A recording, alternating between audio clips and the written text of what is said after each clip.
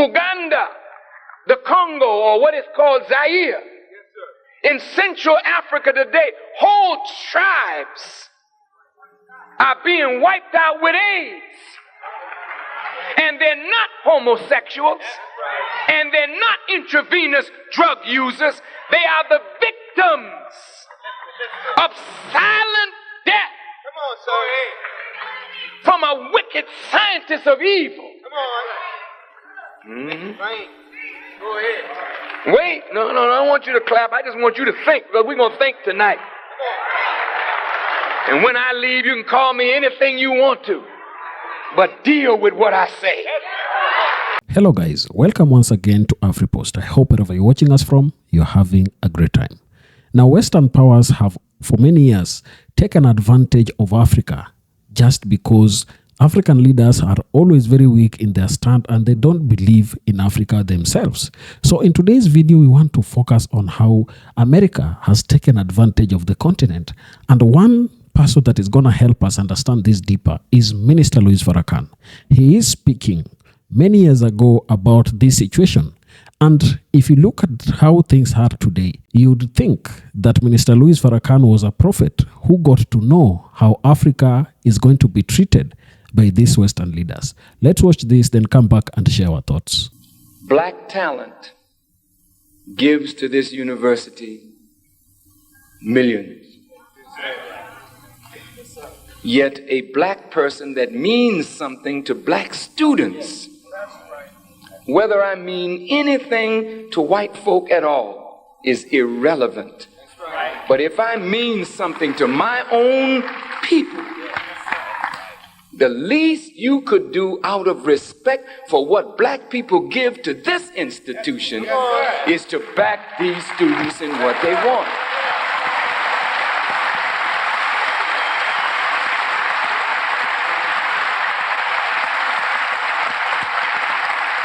You charge me with bigotry, you charge me with racism. But who is the racist and who is the bigot? Who uses power? We don't have the power. That's right. You have it and you use it in a wicked way to punish these students because they want to bring their brother to this campus. So they have to charge $8.50 while a $40,000 no good bum can come here, and these doors are open to them freely. But the students make a profit from me. Their organization will make a profit, hopefully, if you don't find some other scheme to take what other little money they have. This is a shame. Maybe we ought to tell all black students, let's get the hell out of white universities and build something of our own.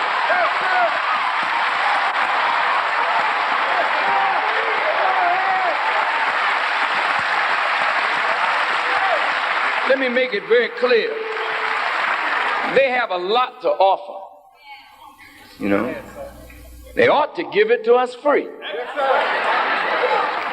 After we brought you out of the caves of Europe and educated you, you ought to give us this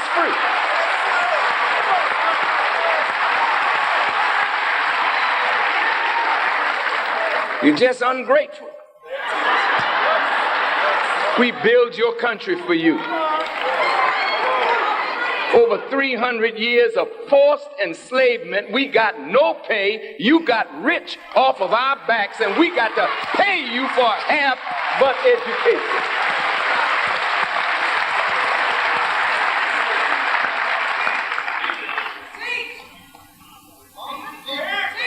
And you're not educated in a way that you have marketable skills. Leave here with a degree in black studies. Who's paying for that?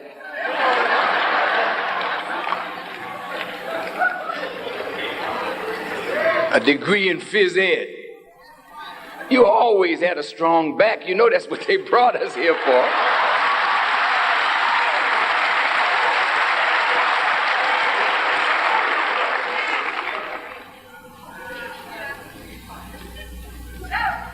It's sad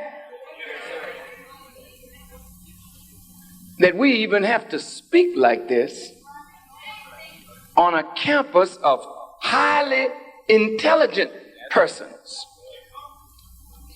so-called. But I thank all of you for coming out.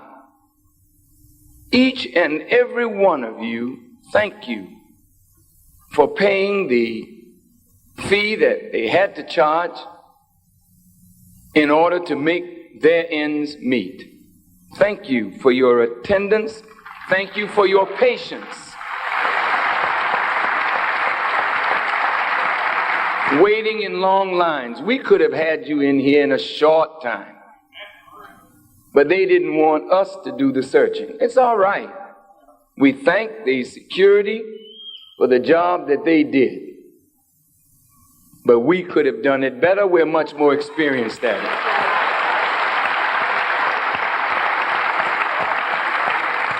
it. We don't have an event where we don't search. And we've been doing it now for 60 years, and we're experienced at it. But of course, you know, black hands.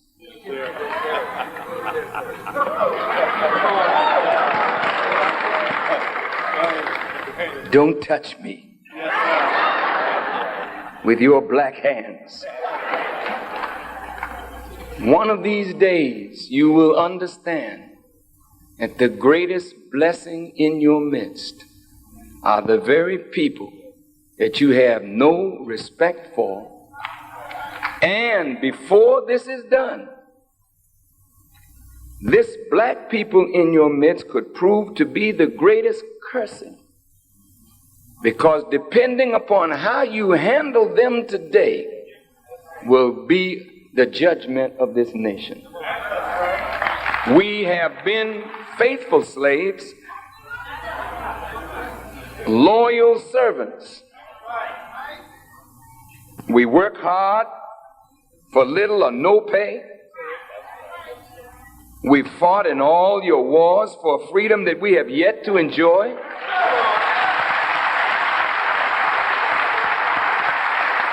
We make America great in the world with our art and our skill and our talent. Our brilliance is hidden away in corporate America. Our own young people cannot see their own giants, intellectual giants, scientific giants, the people that have made a contribution to making this nation what it is. Our scientists, our scholars, our inventors are hidden from our own people, that we can only look at sports figures and entertainers so that we may think that the only thing that is valuable is if we can jump higher than white folk or fight longer or run a ball faster. This is silly. But that's not what I came here to talk about. I didn't come here to get into any controversy.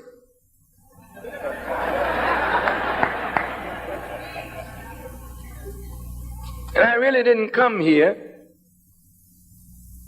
to take up my time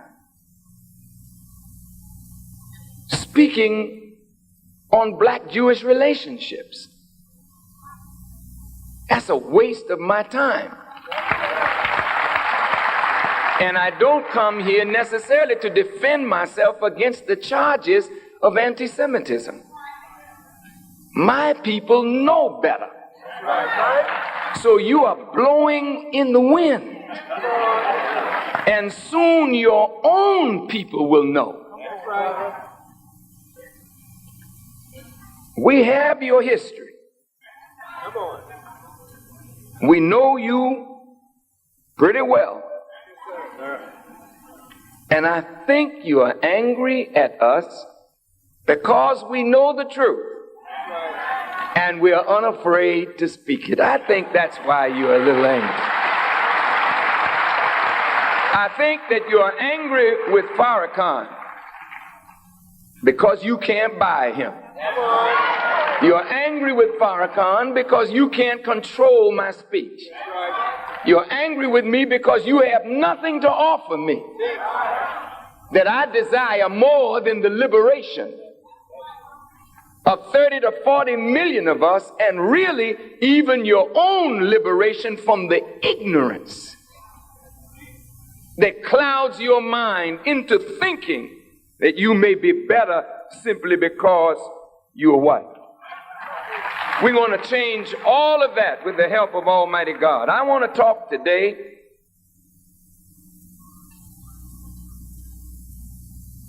about the condition of black people and solutions to problems.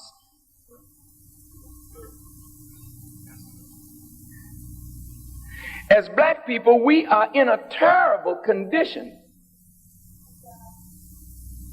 as we face the 21st century. Some writers are saying that by the year 2000, 70% of us will be dead.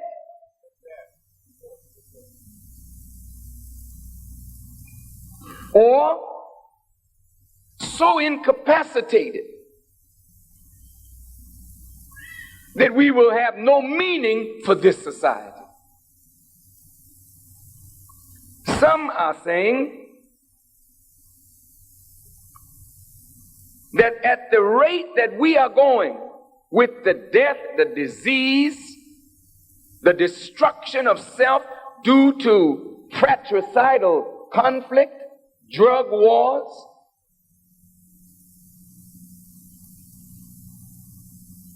that we are in fact right now a destroyed people who have become totally useless to this society. We are in a dangerous position because the American people have no use for you when there is no use for you. I'll say that again.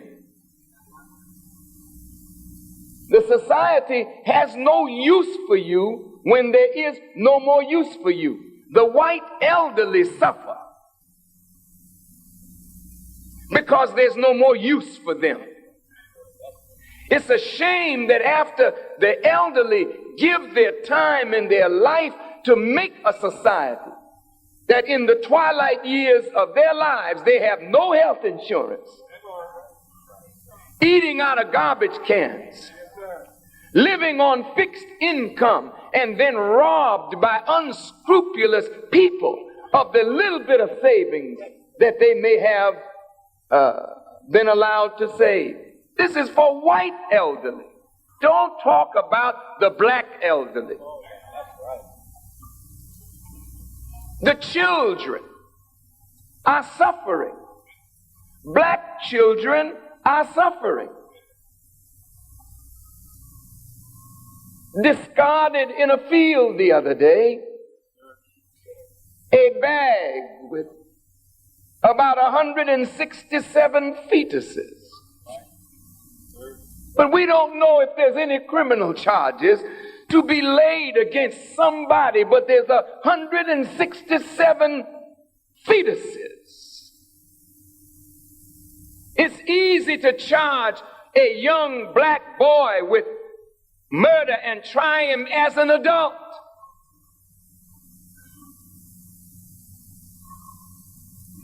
But who will be tried for the murder of 167 lives? Who will be tried for this crime against humanity? It's not even considered a crime against humanity. It's considered expediency. It's considered the right of choice. It's considered okay for you to have control of your bodies, my dear sisters and women. Destroying the future and the promise of greatness coming through your wombs. All because you fear some privation or deprivation or loss of some opportunity, so you murder the fruit of the womb. And it is all right in this society? Where's the moral correctness in America? A den of thieves.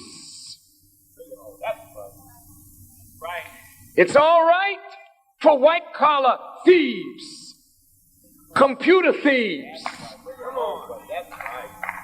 to rob the country of and corporations and banks of hundreds of millions and billions of dollars, but the headlines go to the little black brother who snatches a pocketbook or is selling some crack cocaine to his own brother. So we are made to look like the real criminal people of America, while the real criminals who run the government rob nations of their destiny, rob nations of their leadership, turn over government after government if they don't like it, murder tens of hundreds of thousands of human beings to get their way so that you can maintain this false, illusory status.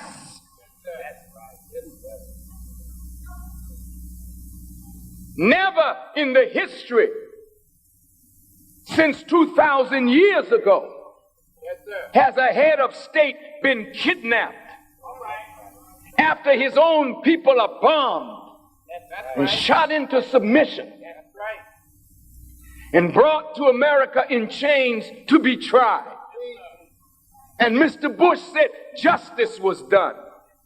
Suppose the people that grieve over what happened when he was on the watch in the CIA had the wherewithal to come to America and kidnap your crooked presidents and bring them to a foreign government and try them for the murder of innocent people. But you don't have to worry about that, because nobody is powerful enough to do to you what you delight in doing to others. But I'm here to tell you that there's a God on scene today who has your number, and your writing is on the wall in blood. Your kingdom has been weighed in the balance, and it has been found wanting. You can't stop the God today who is present. You can put a bullet in Farrakhan if God allows it. You can kill our leaders if God allows it. But the God is present today. And death is inside America today. It's not at the door. It has crossed the threshold. Just a little leak in Chicago that went unattended. Just a little leak.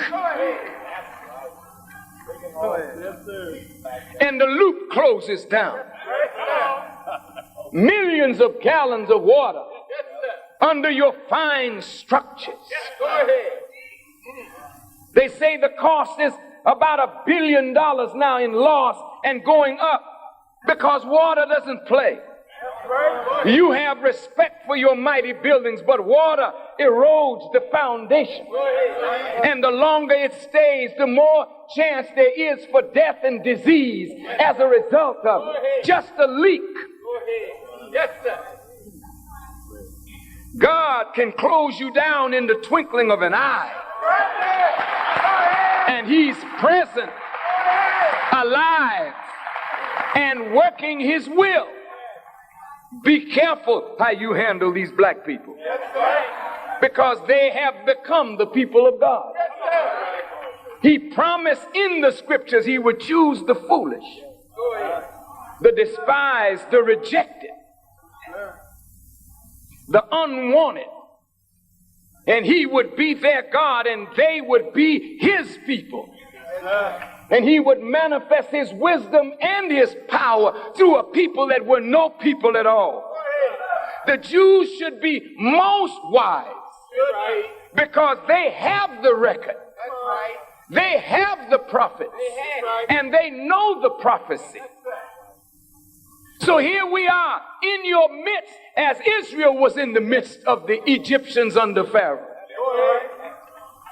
Here we are in your midst for 400 years, mistreated. Here we are in your midst. You have always known that a deliverer was coming out from among this people. You know this. Therefore, you watch our children like a hawk watches a chicken to see if you can discern which one or ones of us might be the deliverer. But just as Moses was hidden, so was the deliverer for us hidden.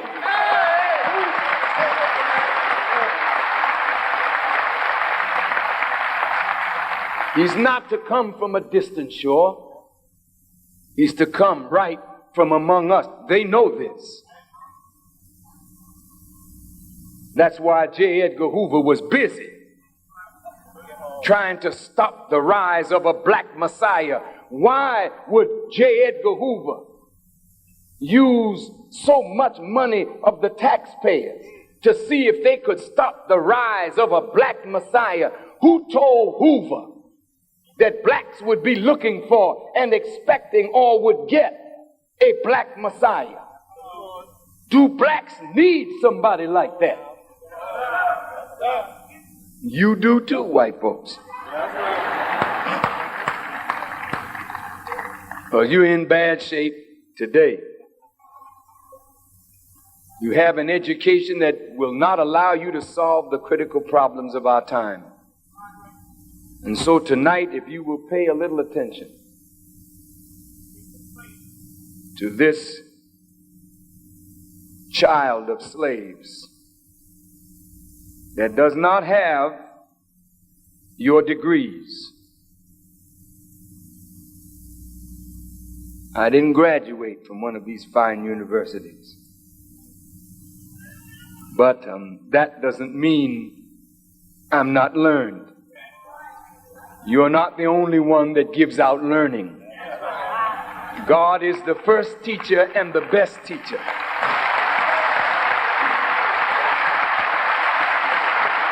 And now, problems and solutions. There has to be a solution to the problem of the unwanted presence of between 30 and 40 million black people. What is the solution? If you've become useless, not only to this society, but useless to yourselves, what has America planned for you? She calls us the permanent underclass. Just listen to the words, permanent. You know what permanent means. It means that as long as you're here, you will always be the underclass. Does that state the will of the government? There's an old saying, where there's a will, there's a way. Jesus said, seek, and you shall find. Knock, and it shall be opened. Ask, and it shall be given. But the government is not seeking. The government is not asking. The government is not knocking. So the government declares this is a permanent underclass.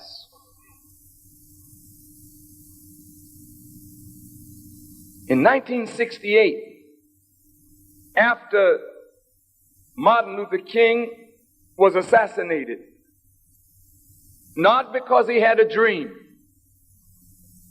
but because Dr. King discovered reality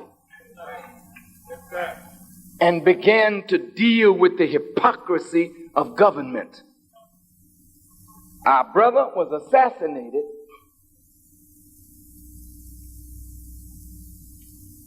and 100 cities were set on fire or more. Now in every major city, there's a Martin Luther King Drive or Boulevard. That's nice.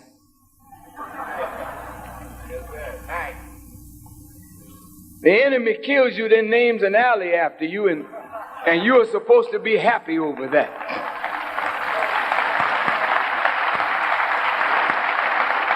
The only honor you can give Dr. King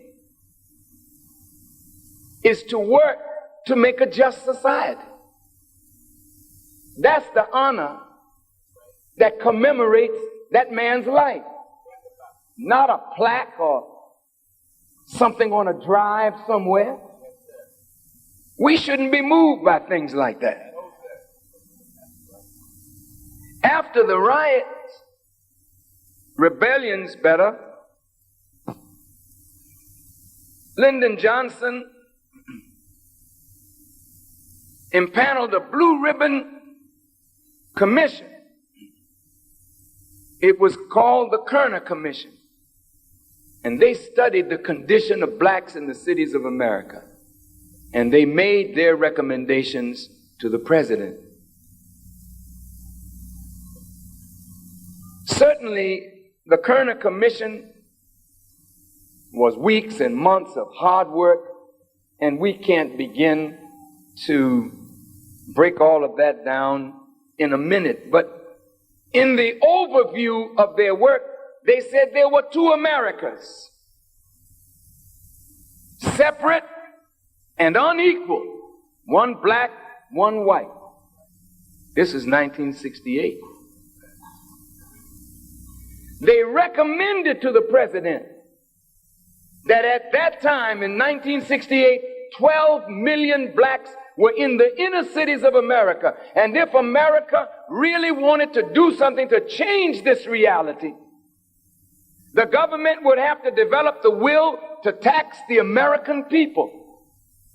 And monies would have to be allocated to mainstream black people. Otherwise, by 1985, there would be 22 million black people in the inner cities, and then they said it would be impossible to integrate black people. This is the Kerner Commission. Mr. Lyndon Johnson got that report. I think it was Johnson. And the war in Vietnam was raging. And when that war was over and the American soldiers ran out, over $1 billion in war material and cash was left behind, making the North Vietnamese the fourth most well-equipped army in the world. All the money that was supposed to be earmarked for us to mainstream black people and sort of do something to even the playing field for us to run on. That money was squandered in the war in Vietnam. And that's what prompted Martin Luther King Jr. to stand up against the war. Because the war was robbing the treasury of money that was necessary for the poor in America and for the blacks in America. Well, Martin is gone. The war was lost. Billions of the taxpayers' dollars went down the drain. And after the war, the Vietnamese veterans came back to an America that did nothing for them, disrespected them. All they did was obey the command of a commanding officer. Go, democracy is in trouble. When in reality, it was big business to have a war. In reality, Lyndon Johnson fabricated an incident in the Tonkin Gulf to widen the war, and therefore 500,000 American soldiers, black, brown, yellow, and white, and red, went to Vietnam. 35% of the casualties were us. And our little brothers came home twisted, with drugs. They had never fought a war like this. They never understood people with cities up under the ground. They're used to bombing and shooting. They're not used to people being under the ground waiting for you to walk by, booby trap you. This was an altogether different kind of war. And it maimed and mangled the minds of those who were in that war. And the government that they fought for abandoned them. And only when it was politically expedient did they set up some Vietnam War Memorial and have some kind of parade for the Vietnam veterans. That's politics. That's not justice. That's not a grateful nation saying thank you to the youth who don't know anything about politics, but go to fight for wicked people who manufacture enemies for you. America is not threatened, but big business is threatened.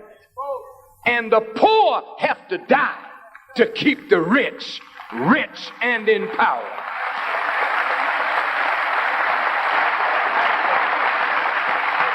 Well, after 20 years, the Kerner Commission revisited the cities to study the problem again. And 20 years later, in 1988, they went back and studied the problem. They said there are still two Americas, one black, one white, one rich, one poor, or one well off, one not doing well at all. But the problem was, at that time, there were now 26 million black people in the inner cities of America. Now, if the prophecy or the prognostication or prognosis of these members of the Kerner Commission is correct, that when we reach 20-some million in the inner cities, it would be impossible to integrate us, and we are now 26 million in the inner cities, then integration is finished. Today there's more segregation than there was when Martin Luther King was alive.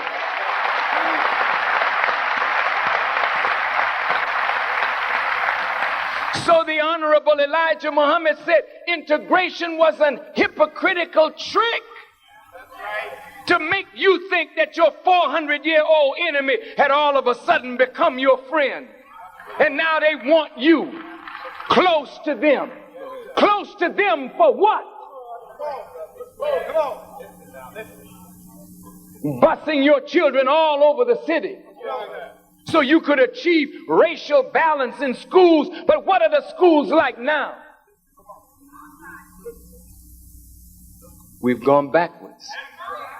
Under segregation, Jim Crow, we had black banks, black transportation companies, black insurance companies, black hotels, black motels, black gas stations. We had to depend on ourselves in the South. That's right.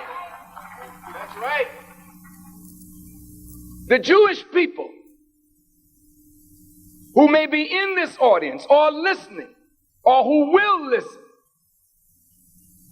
you helped found all black organizations. You were in the founding of the NAACP, the founding of the Urban League.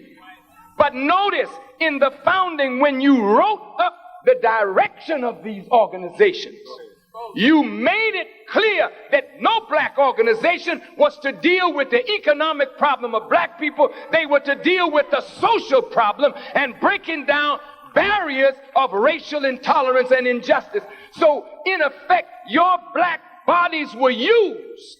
Listen to me.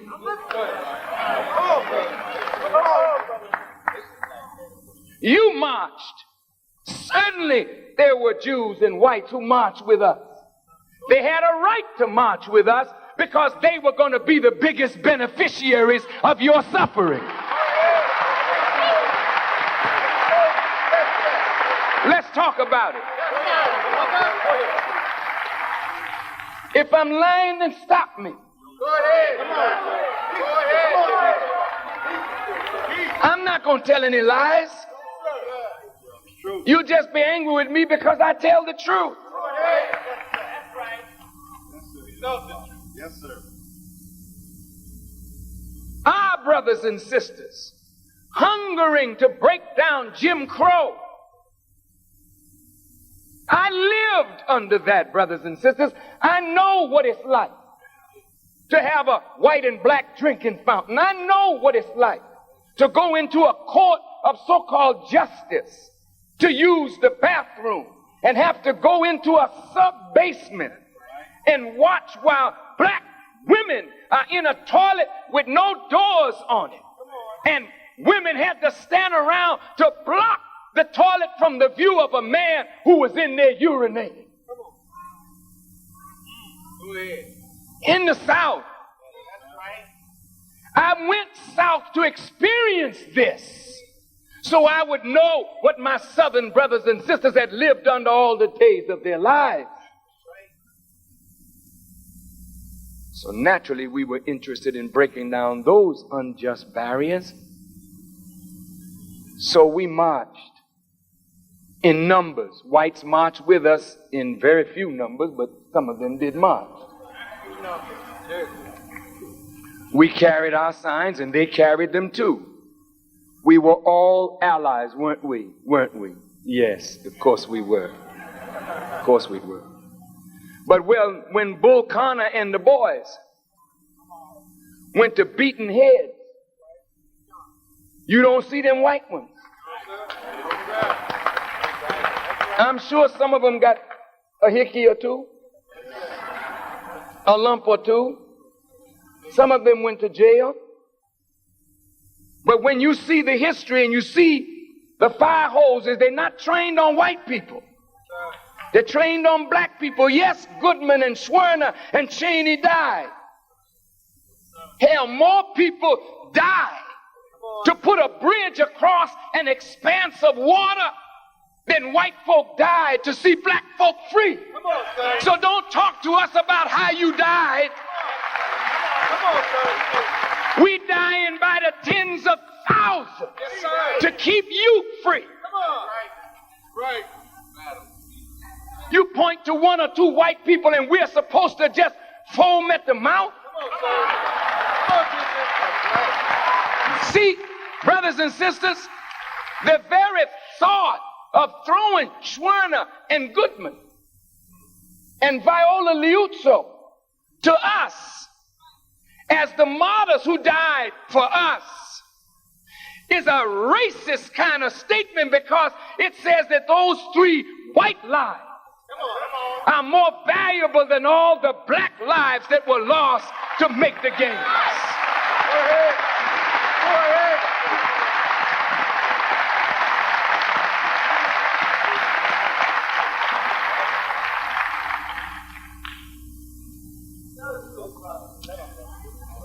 The murder of Medgar Evers,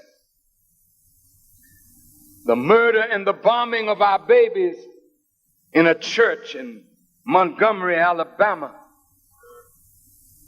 the murder of Viola Liuzzo and Goodman and Schwerner and Cheney, all were part of the politics that allowed Congress in their magnanimity to give us a public accommodations bill and then a voting rights bill. Man. Martin Luther King sitting with them. And at the same time, he's sitting with them, planning the future of a just America.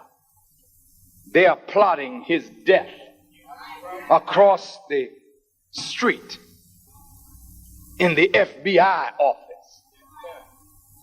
They're bugging him, bugging his hotels, his motels, his office, his home, plotting his every step. Yeah. And so we got that public accommodations bill, and certainly we're grateful. Because at least now we can go to toilet on a highway in Mississippi, and we can sleep now in your fine hotels. We don't own anything now. But we can now spend our money in your restaurants, but we have to be careful.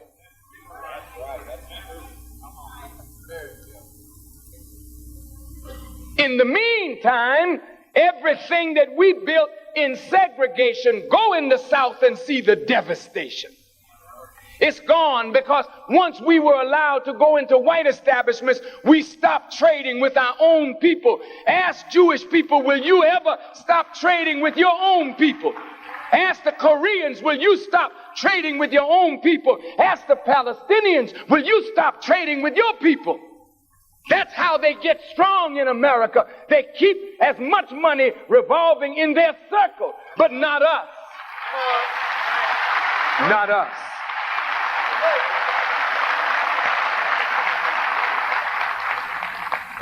And so, my brothers and sisters, after the Public Accommodations Bill was passed and the Voting Rights Bill was passed, we were not in a position to take advantage of it. But Jews were. That's right. Lesbians were. Gays were. Women were. So on the back of black people, Jews got more political power, were able to move in areas where they were not able to move before. Gays got power. Lesbians got power. Women got power. Moved up. And you went backward. Today, you are worse off than you were 20 years ago. Not only in terms of economics, but in terms of moral correctness, our community has gone down, down, down. Is that right? 25 years or so after Martin Luther King, 25 years after the Kerner Commission, jobs leaving the inner cities, no new factories opening up in the inner cities because it is now a social law almost that if you want to make money, don't open up any business in the inner cities or in the cities of America. So the businesses are leaving the cities, which leaves you as a servant out of a servant's job.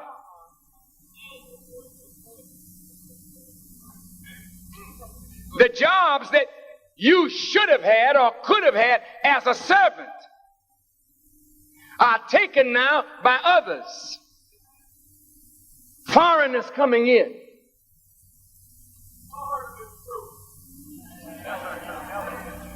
So the black male is unemployed, underemployed, and unemployable. The black female now has the job because if they got to hire a quote-unquote minority, they'll hire a black woman over a black man because now they got the black and the female in one. So she's downtown. You have no job.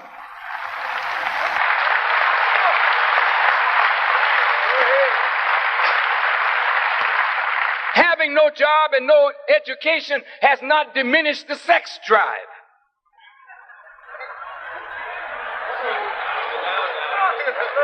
The society has gone sex crazy. I'm gonna sex you up. You can't turn on the television. You can't turn on the radio. You can't look at a newspaper, magazine without your sex drive being fed or titillated.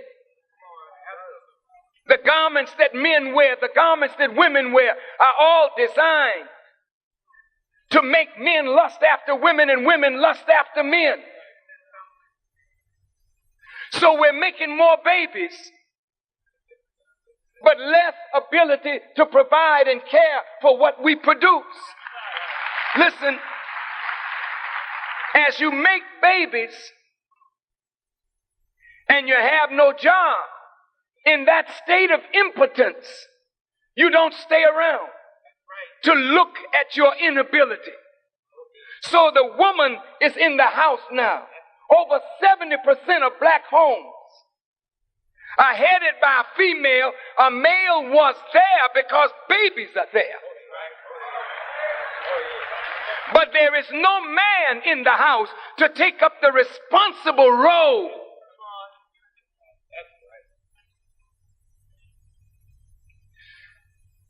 We don't seem to realize what is happening to this nation. When I was in school many years ago, I graduated from high school speaking or knowing something of 4 different languages. I had Spanish, French, German, Latin, and English. I graduated from grammar school, knowing every country on the earth, its capitals, and what those countries produce. I had American history, world history, medieval history, ancient history. I had algebra 1 and 2, plane geometry, solid geometry, calculus, trigonometry. Before I left high school. So when I got to college, I never bought a book because I knew most of what was there before it came down. I'm telling you the truth.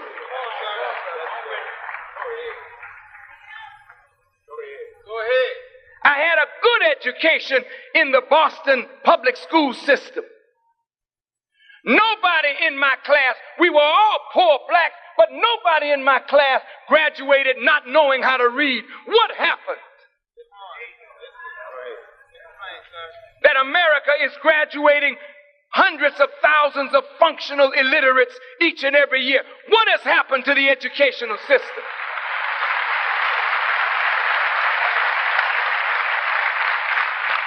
What has happened to a nation that used to be number 1 in education and is now around 25th or 26th in education?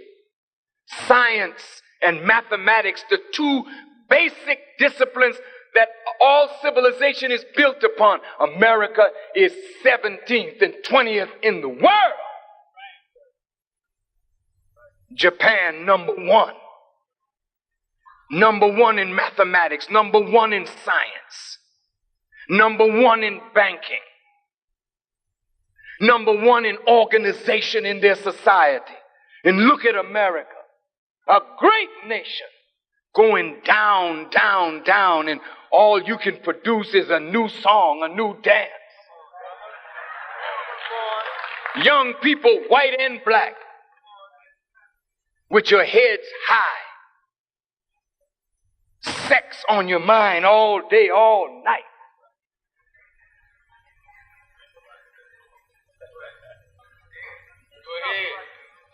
Drugs everywhere. Mr. Bush said, I didn't know Noriega.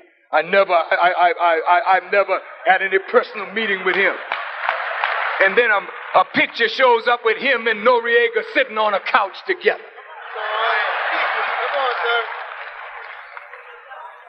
If Noriega was a drug runner, he was running for Bush.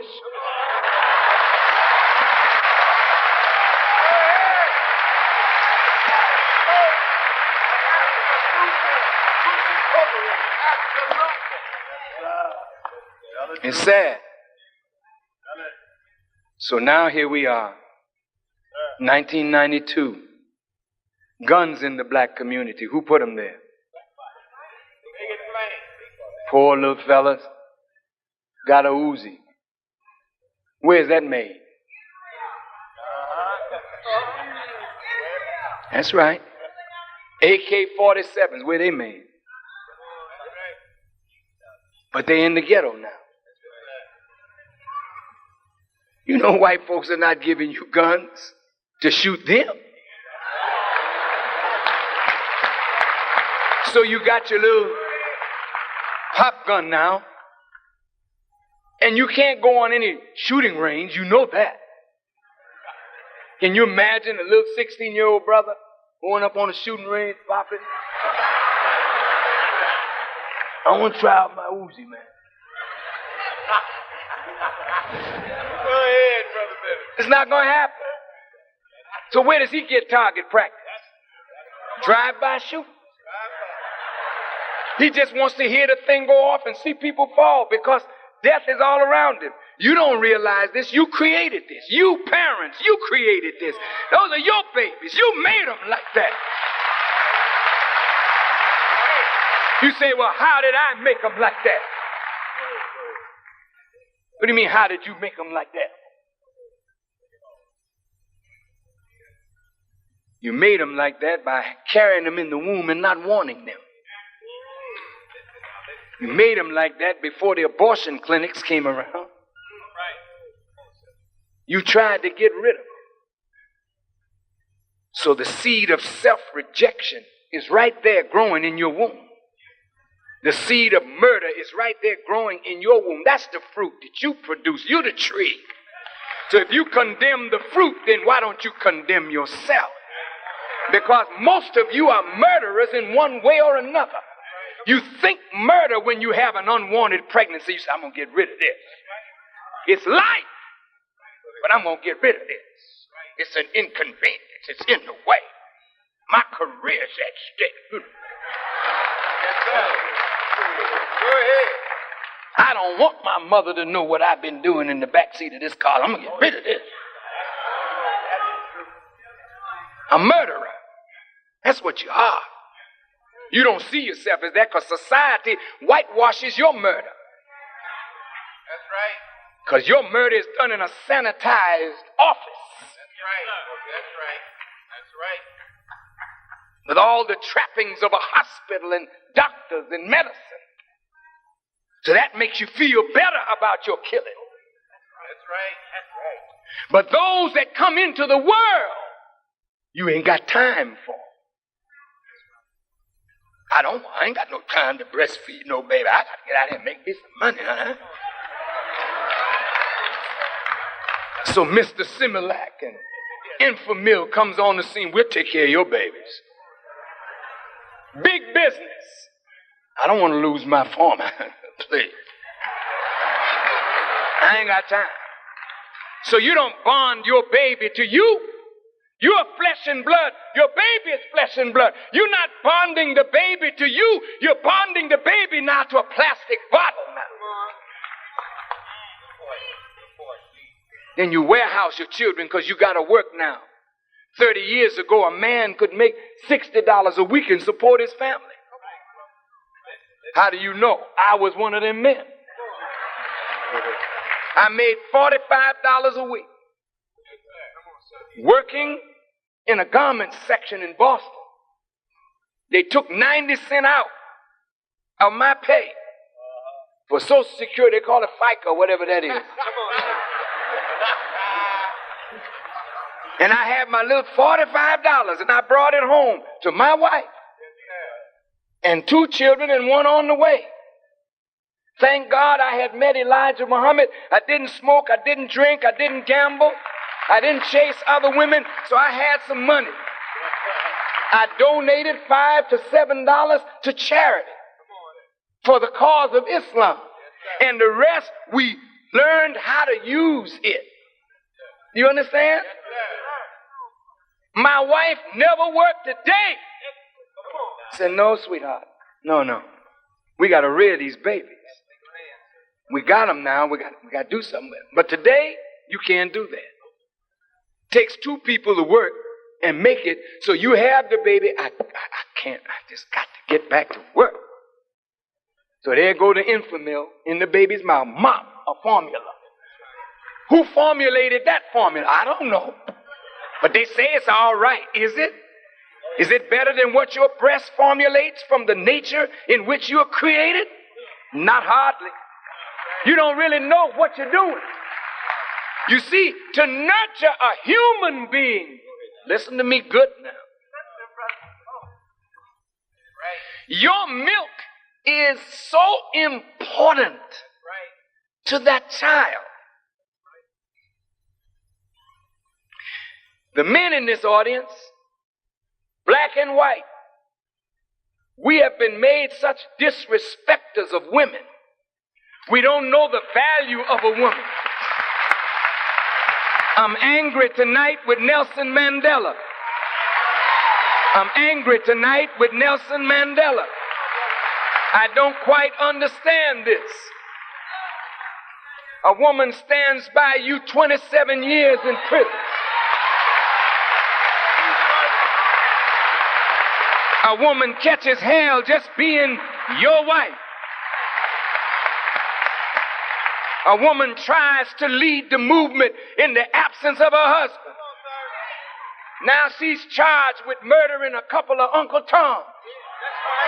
What the hell should you do with an Uncle Tom?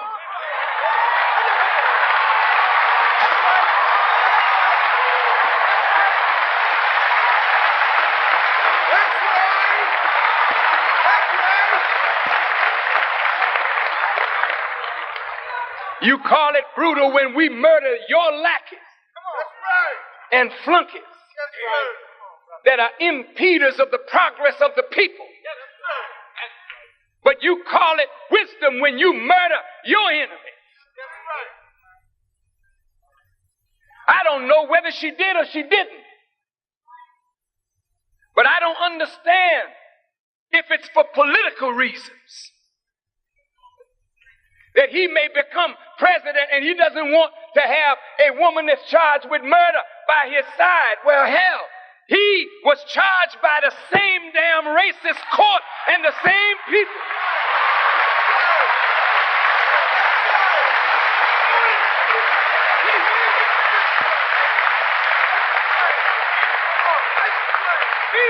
The black community needs a better explanation than that.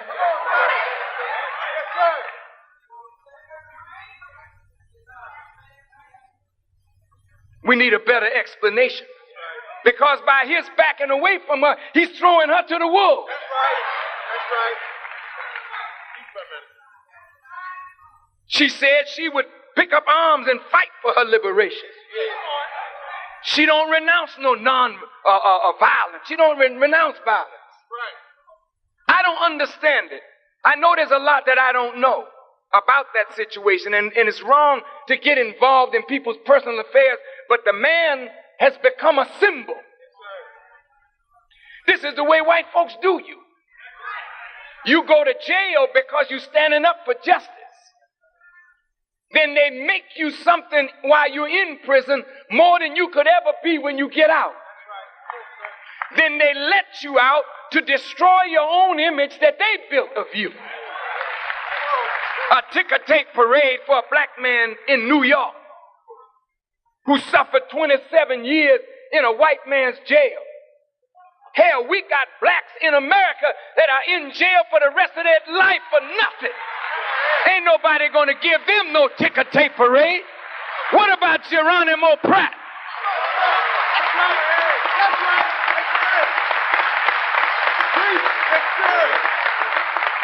What about Assata Shakur?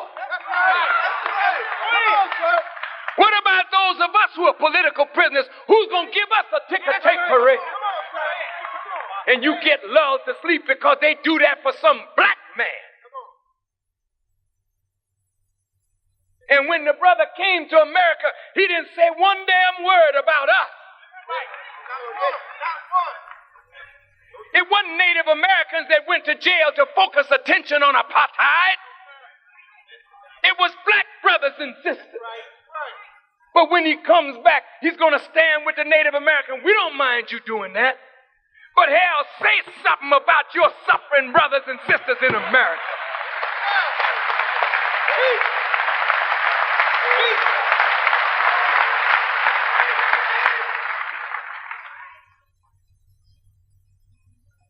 That's not my subject.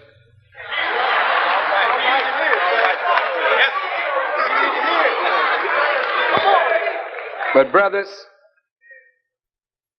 we are nothing if we don't stand by our women. We are nothing. We are nothing if we are disrespecters and abusers of women. I don't care what the color of a woman is. There's not a woman born that is not sacred. There's not a woman born that is not sacred, brother. And the more you understand nature and understand life from God's perspective, the more you honor and revere women. The Holy Quran teaches us to reverence the womb that bore us. You ought to hold that womb in awe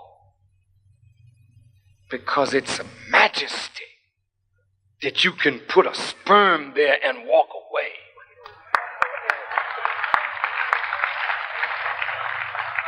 And the God of creation causes that sperm to mix with ovum. The Quran calls that worthless water. But out of that which has no worth, sperm without being in the right place at the right time is something you throw away. But out of that worthless water comes human beings who can be consequential people, make a difference in this world. Good teaching, sir. That's right. Your womb is sacred. Your breasts are sacred. They're the feeding ground of babies. And they bond the flesh, the blood, and the spirit of new life to the flesh, the blood, and the spirit of its producer. Men who don't understand the value of women think that women are only in the period of formation of life for that 9 months. Wrong.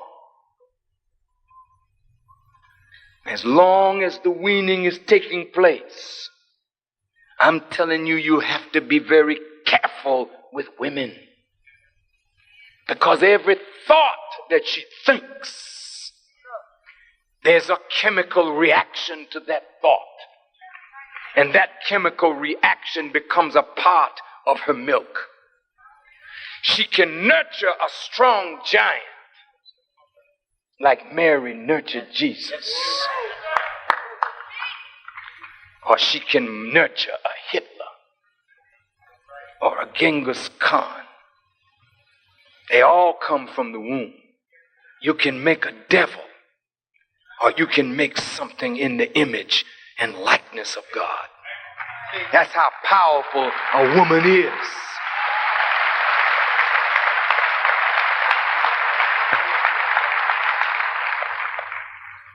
Now, I say that to say this, that in warehousing your children, you got to put them in daycare centers. You got to put them in all these places because you're too busy now.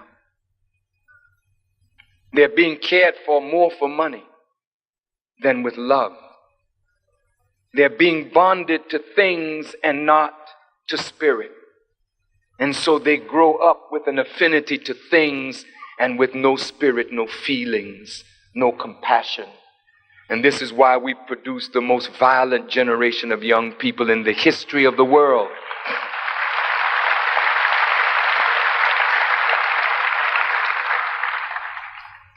I know it hurts. But I have to tell it. But this is planned. From way up top. Break up the family. You have no cohesion now. The black male has no presence. He has no strength in his own home. She's being nurtured by television, not by a wise man who is charged with the responsibility in the Quran of being the maintainer of women. But women today are maintaining men. It's sad. So now, look at the coldness in the generation. Now, I'm coming right back to the black community now. We've turned in on each other. It's no more, hey, you're my brother. I'm your brother. You're my sister. I'm your brother. What's the brother? What's that?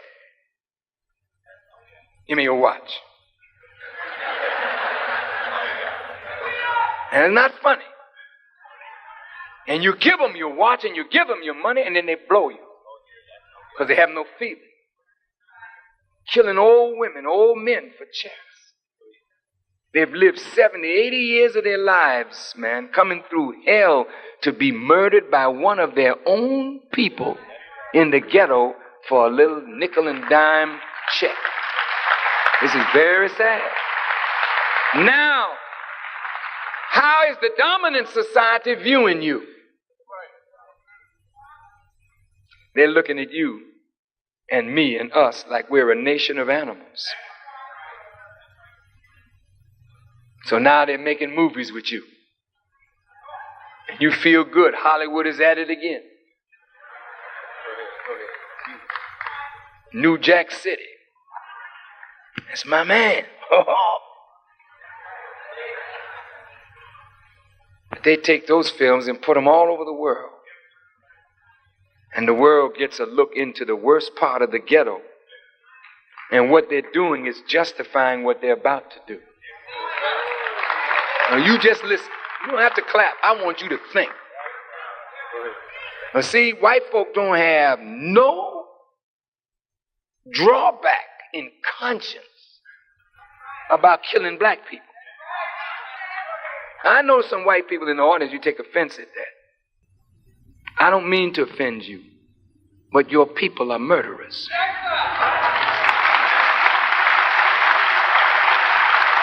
I don't mean to offend you. Not you that are sitting here that don't have that thought in your heart.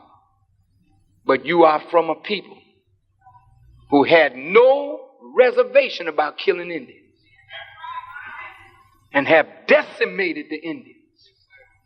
Not only in North America, but in Central and South America, in the Caribbean. There's hardly a Carib Indian left, an Arawak left, the Mayans. These are killers. They go into the Amazon, they want the riches, so they kill the natives.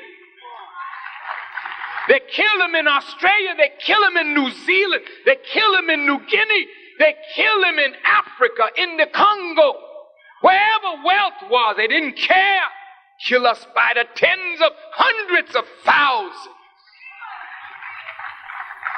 For every 1,000 years of white folks' existence on this earth, 100 million of the darker people have lost their lives.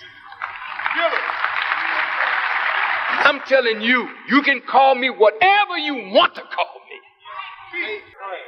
That Bible says you're a murderer and a lust for murder. Jesus talking. Said your father was a liar and your father was a murderer, and the lust of your father you shall do. If it were not for that bystander taking a film of the beating of Rodney King, there wouldn't be any trial out there. This happens every day in America. In every city in America it's happening.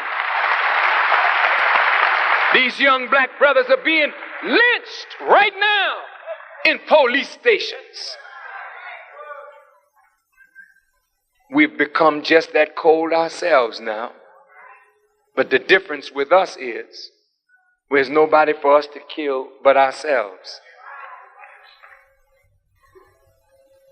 So white folk are looking at you, a useless group.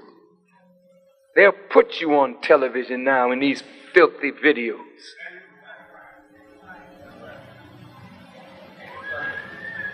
Sex scenes in movies with white people, there's a little bit of dignity to it, but there's no dignity in it.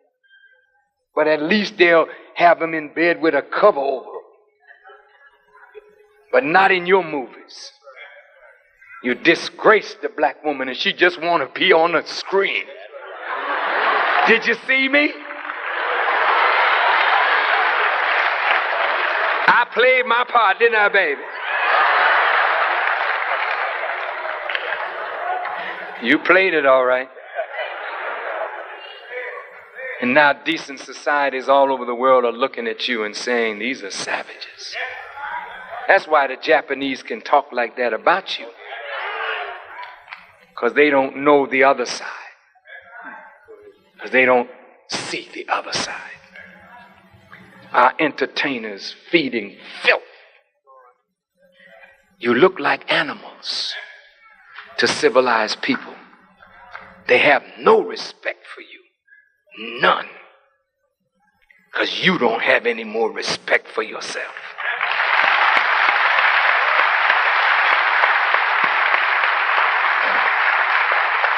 They have no plan for you. No decent plan. So what plan do they have? The same plan they've always had when there's a useless bit of society. In my hands, I have the congressional record of Monday, June the 9th, 1969. Dr. D.M. MacArthur, Deputy Director of Research and Technology. Dr. B. Harris, Deputy Assistant Director, Chemical Technology. Dr. K.C. Emerson, Acting Deputy Assistant Secretary of the Army. Brigadier General W.S. Stone, Jr., Director of Material Requirements, Headquarters, United States Army Material Command. Colonel J.J. Ossick, Chief Systems and Requirements Division. And now we have them before the Senate Appropriations Committee. And they're talking on chemical and biological warfare. In 1969. In the testimony, they go on to talk about developing a virus.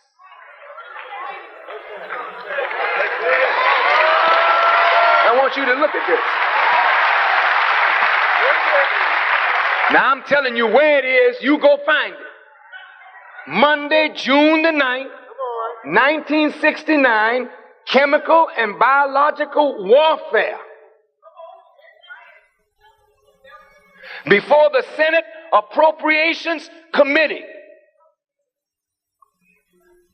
They're talking about germ warfare. They're talking about chemical warfare or biological warfare. And they talk about developing, listen, a virus that would weaken the immune system. It's here in the record. They were asking for $10 million for research in 1969. 10 years later, the disease shows up. But it shows up, they say, from some green monkey in Africa.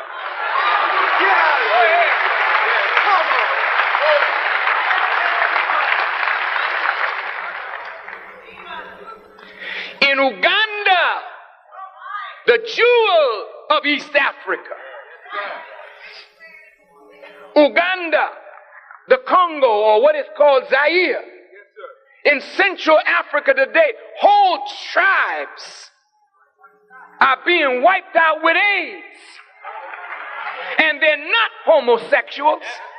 And they're not intravenous drug users. They are the victims of silent death from a wicked scientist of evil. Go ahead. Wait, no, I don't want you to clap. I just want you to think, because we're going to think tonight. And when I leave, you can call me anything you want to, but deal with what I say. Now, from that clip alone, Minister Louis Farrakhan is able to convince you that a lot of African leaders are really mismanaging the resources that Africa has. And this is why even these Western nations tend to have advantage over Africa. They think Africans may not have the wherewithal to really address issues affecting them. Yet, if you look at the whole globe, you will know that Africa is the most resource-rich continent. It has minerals and rare minerals that you can never find in any other part of the world. Yet, they are here and they are used in many groundbreaking technologies that without Africa may not ever exist. So, America and the West have long undermined Africa and its leaders, driven by a relentless pursuit of economic and geopolitical interests that prioritize resource extraction, strategic dominance, and profit over African sovereignty. This pattern, rooted in colonialism and refined through neo-colonial tactics, has destabilized the continent, weakened its leadership, and perpetuated a dependency, all while cloaking intervention in the guise of development or democracy. During the colonial era, European powers carved Africa into exploitable territories, stripping it of wealth, gold, diamonds, rubber, and leaving behind fragile states. Independence in the mid of 20th century promised self-rule, but the West quickly pivoted to indirect control. The Cold War turned Africa into a chessboard for US and Soviet proxies, with America backing coups and assassinations to install pliable leaders. The 1961 murder of Patrice Lumumba, Congo's first democratically elected prime minister, exemplified this. The CAA, fearing nationalist-leaning and Soviet ties, supported his ouster, plunging Congo into chaos to secure its cobalt and copper for Western markets. Economic manipulation has equally been corrosive. The International Monetary Fund and the World Bank, dominated by Western interest, imposed structural adjustment programs in the 1980s and 1990s. African nations, drawing in debt from loans they were pressured to take, faced austerity measures, slashing health, education, and subsidies in exchange for aid.